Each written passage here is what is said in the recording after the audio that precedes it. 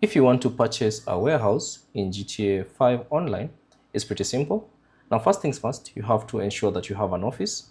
So if you don't have an office, bring up your phone by pressing the up arrow on the keyboard, or if you're on PS5 or Xbox, simply press the up arrow on the D-pad, and then from the phone, simply select internet, and then go to money and services, and then scroll down and find the Dynasty Executive.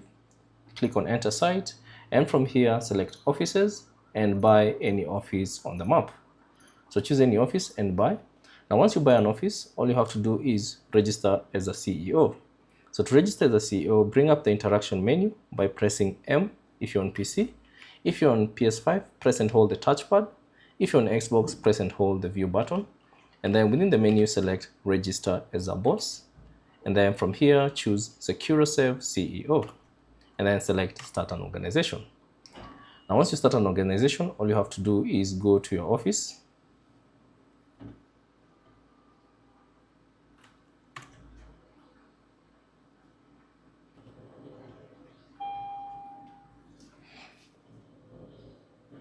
And then within your office, simply find the computer. So come here and you should see this computer right here. So all you have to do is interact with it.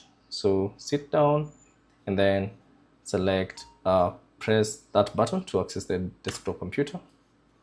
Click that and then choose login and then choose special cargo. And then from here, select warehouse map. And then you should see a list of your warehouses if you have one. If you don't have one, simply select all and you should see a list of all the available warehouses.